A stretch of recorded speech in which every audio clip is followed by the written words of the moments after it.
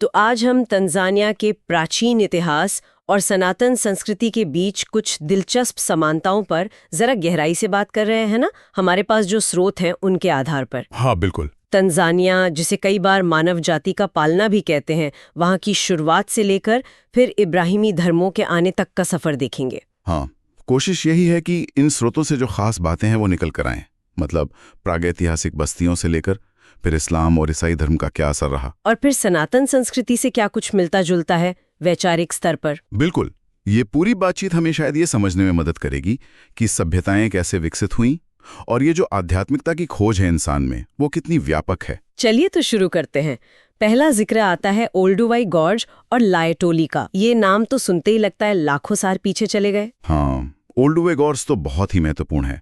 वहाँ Homo habilis, होमो erectus मतलब शुरुआती मानव प्रजातियों के जीवाश्म मिले हैं। और वो ओल्डोवन पत्थर के औजार। हाँ, वो शुरुआती तकनीक करीब 20 लाख साल पुराने। जी। और लाइटोली में तो वो 36 लाख साल पुराने पैरों के निशान मिले हैं। 2 पैरों पर चलने का शायद सबसे पुराना पक्का सबूत। अद्भुत है वो, है ना। फिर कोंडवा की रॉक आर्ट साइट्स हैं, वो तो यूनेस्को विश्व धरोहर स्थल भी हैं। हाँ, हजारों साल पुरानी चित्रकारी। क्या दिखता है उनमें? शिकारी संग्राहक से लेकर किसान, चरवाहा, सबके जीवन की झलक है। और सबसे दिलचस्प बात यह है कि आज भी वहाँ के जो स्थानीय समुदाय हैं, अच्छा, हाँ, वो उन जगहों का इस्तेमाल करते हैं अपनी रस्मों के लिए। मतलब वो आध्यात्मिक महत्व आज भी बना हुआ है। कमाल है।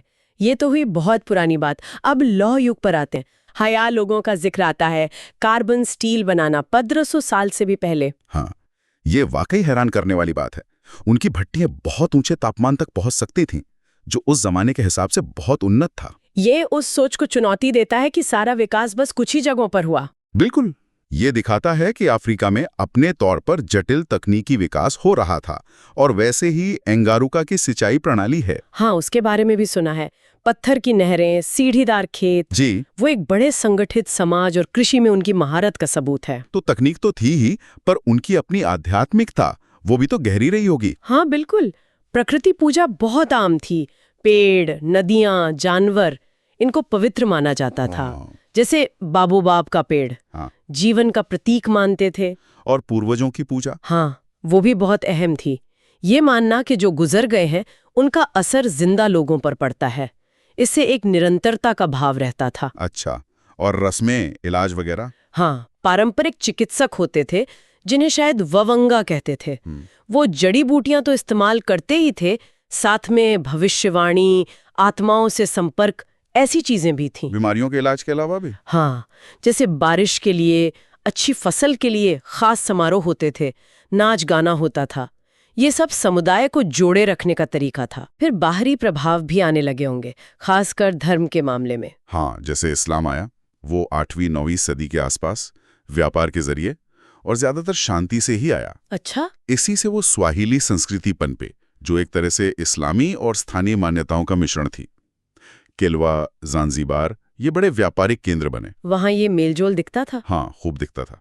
रिवाजों में, भाषा में, हर चीज में। और फिर ईसाई धर्म, उसका आना कैसे अलग था? वो काफी अलग था।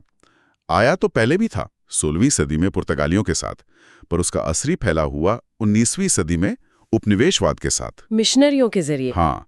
और वो पश्चिमी शिक्षा तो लाए, लेकिन अक्सर उन्होंने पारंपरिक धर्मों को पिछड़ा या आदिम कहकर दबाने की कोशिश की। पवित्र पेड़ काटे गए, पुरानी जगह नष्ट हुई। लेकिन क्या ये पारंपरिक मान्यताएं पूरी तरह खत्म हो गए? नहीं, पूरी तरह नहीं। ये बहुत लचीली साबित हुई।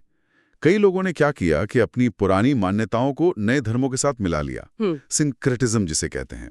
अच्छा, यानी दोनों चीजें साथ साथ चलती रही। हाँ, आज भी तंजानिया में आपको ये धार्मिक विविधता दिखेगी। ईसाई, मुस्लिम, पारंपरिक धर्मों को मानने वाले सब साथ रहते हैं, और कई लोग तो दोनों तरह की चीजें मानते हैं। अब आते हैं उस तुलना पर सनातन संस्कृति के साथ।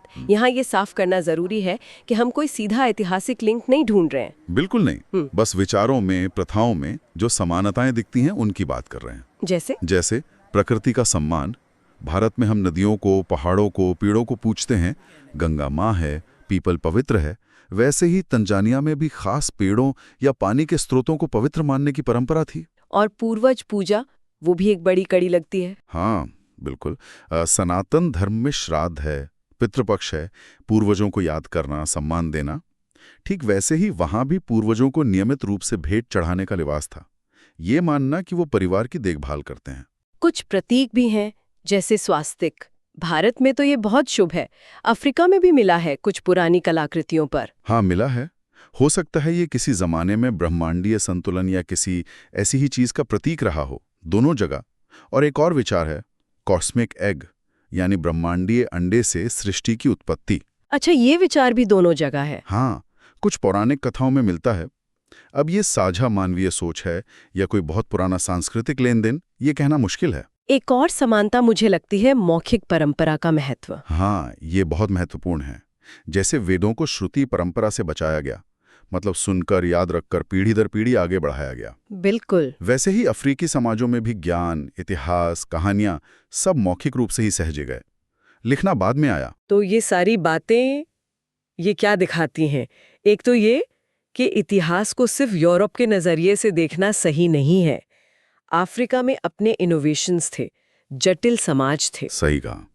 ये स्रोत यही दिखाते हैं कि अलग-अलग सभ्यताओं ने जीवन, समुदाय, आध्यात्मिकता, इन बुनियादी सवालों का सामना कैसे किया।